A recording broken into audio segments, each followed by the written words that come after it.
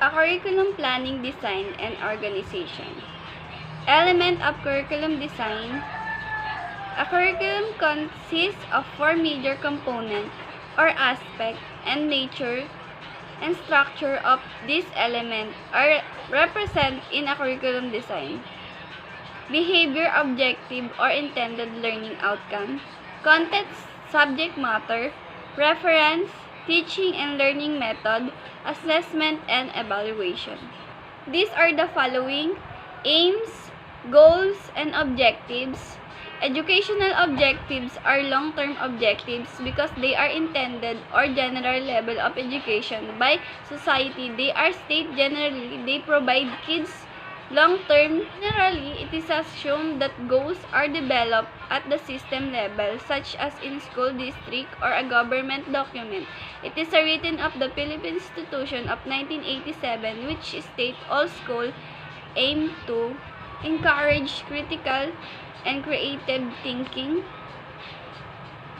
Example of institution articulation of aim, goals, and objectives. Vision, mission, and goals. Content, subject matter. It is an essential component of every curriculum. The body of knowledge that must be taught and abilities that learner must acquire are referred to as a curriculum content or subject matter. The content of a curriculum can take many different shapes: knowledge or collection of fact, concept, generalization, principle, and hypothesis is what some people refer when they say this. Creativity and selection of learning content, self-efficiency, significance, validity, interest, utility, learnability, and feasibility. Basic principle in organization of learning content.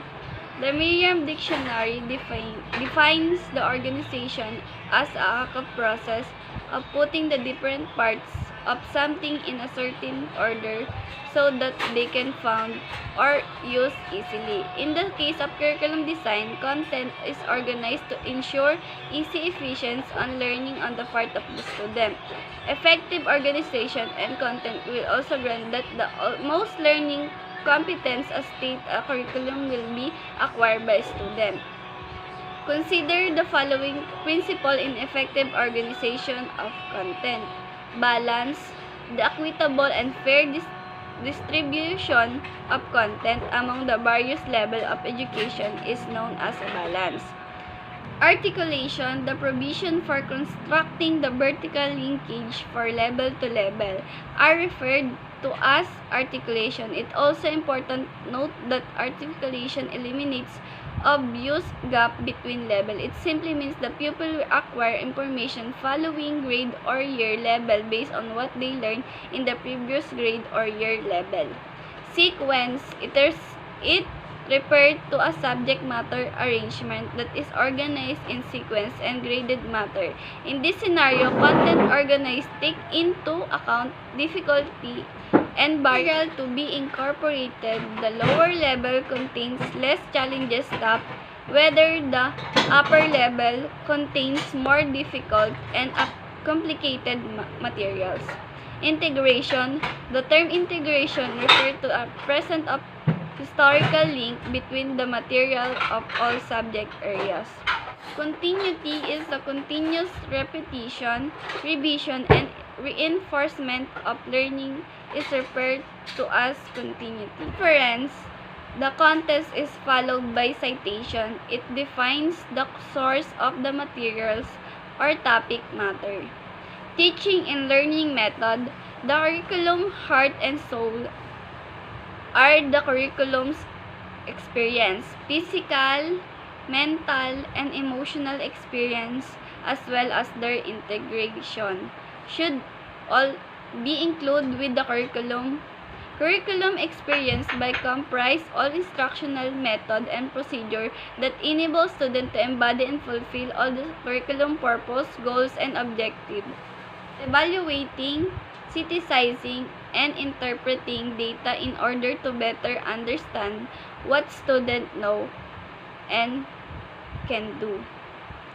Approach to curriculum design. What strategy would a teacher take to each of the above mentioned categories of curriculum design? The teacher should approach each curriculum according to its type. Children-centered or learning-centered approach, subject-centered approach, and problem-centered approach. Child-centered approach or learning-centered approach. The curriculum is constructed based on the needs, interests, purpose, and ability of learner as well as the knowledge, skill, learning, and potential of the learner. Subject-centered approach. Learning takes place mainly in the classroom, and subject matter is used to identify difficulties in daily life. Problem-centered approach. Learners are self-directed and guide problem solver who are capable of directing, leading, and themselves in solving difficulties. Curriculum mapping process. Curriculum mapping is a method of gathering and recording curriculum-related data for each subject, area, grade level, and program level. It is identify our core skill and content through process use and assessment use. The full curriculum map serves as a tool for a teacher to keep track of what been true, what will be true in the future. That's all. Thank you.